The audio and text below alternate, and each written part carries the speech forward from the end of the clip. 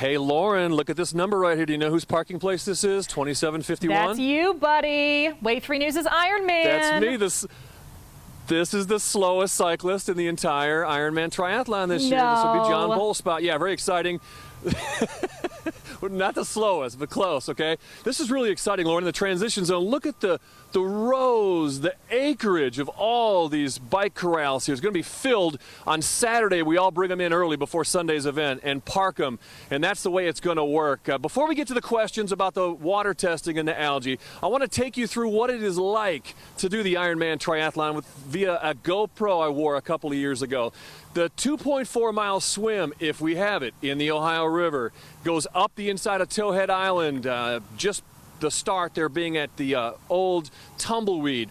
About a third of the swim is against the current. People always ask me about the current. It is rough, but you're a little bit saved by going inside Towhead Island. Then you turn, and you make the big turn down the middle of the river, coming all the way down past Towhead Island, all the way down under all the bridges, all the bridge work, and then you'll come out here at Joe's Crab Shack. Then you get on the bike, 112 miles. It can be boring at times because you're on that bike for 6 or 7 hours. Sometimes you're in big packs. Sometimes you're out there alone. Best viewing spot, go out to LaGrange, Highway 53. They're a great spot to watch them all come by. All right, after a long day already, like 8 to 10 hours into it, then you start a marathon. Let's flip over and show you, though, the best part of the marathon. I'm not going to show you the first 26 miles. I'll show you the final .2 when you're coming into 4th Street Live right there, a beautiful finish line lined with thousands of people. They pretty much announce everybody's name. John Boll, you are an Ironman. Greatest feeling in the world. All right, pop back out here in the transition zone now. Here, 48 hours out, we still don't know if we're going to have the swim. You know, when they moved the Ironman after 8 years of having it in the last week in August to October, they really didn't think they'd have any problems whatsoever. They moved it to October to get away from the heat problems. Guess what? We have a heat problem, an unprecedented algae bloom they've been testing for weeks. They just had to cancel the Great Ohio River swim for this weekend up in Cincinnati, upriver. But down here we're holding out hope because the last couple of tests on the river have been good, under the 20 parts per million that is the acceptable range, down as low as 4, but it had been as high as 40 or 50. So fingers crossed here in the transition zone, as only 800 athletes registered yesterday, so the bulk of them are going to register today right here. Everything's been moved out of the Gold House, and it's down here now on the Great Lawn, all the shopping, everything.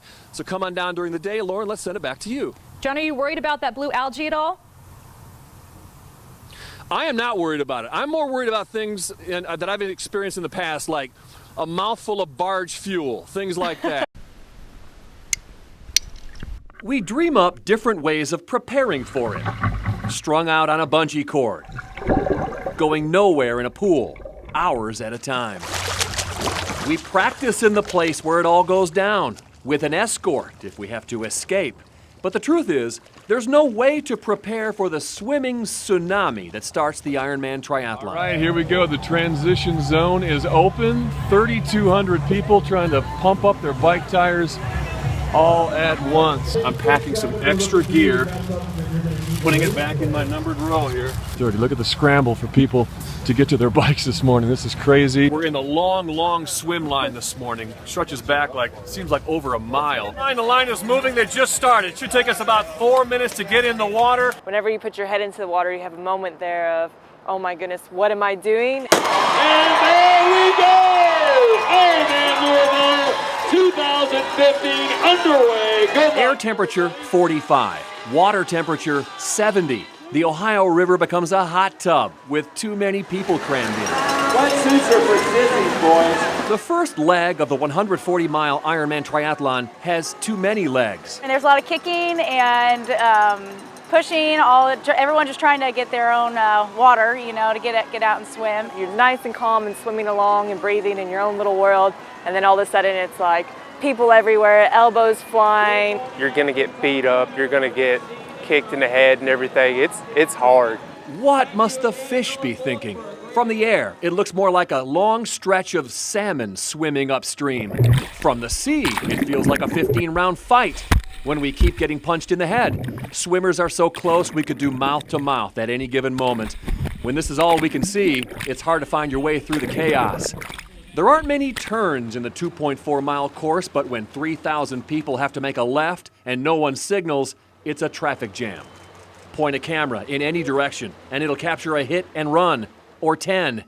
Being run over is worse when it's a double team.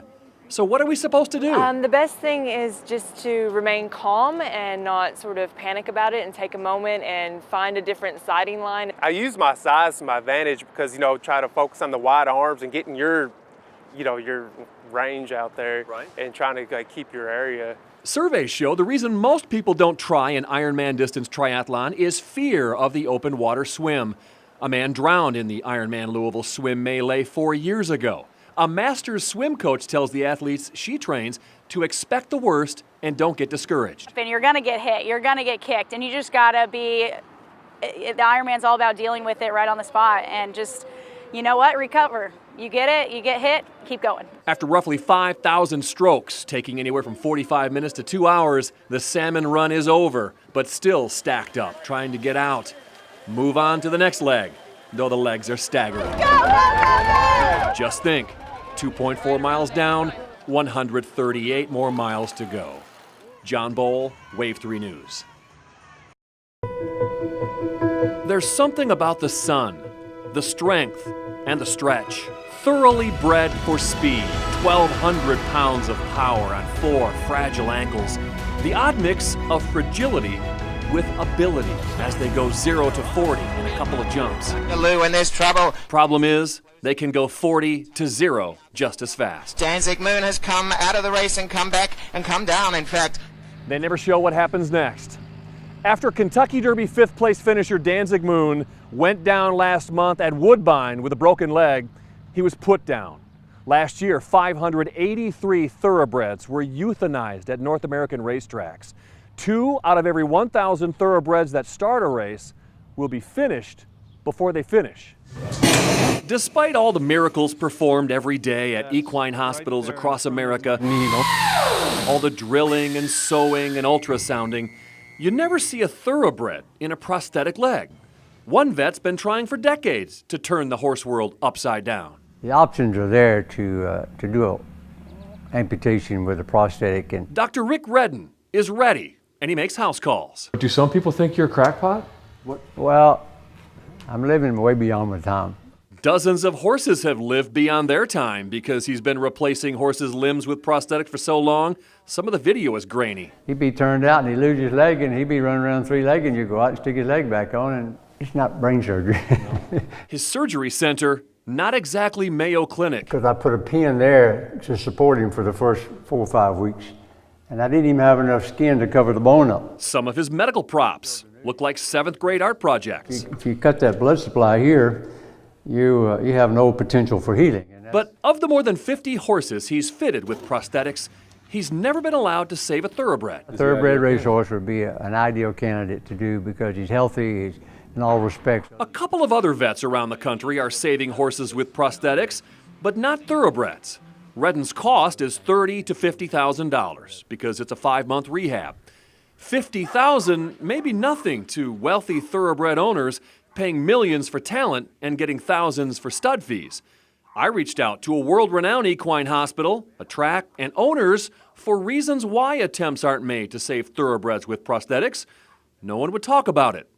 It seems something happens at the moment of truth. They had her on the van getting ready to put her down, and she was pawing and the leg was flipping and flying. I go, everybody relax, give me 5 minutes, let me stabilize that limb. I'll throw a cast on it.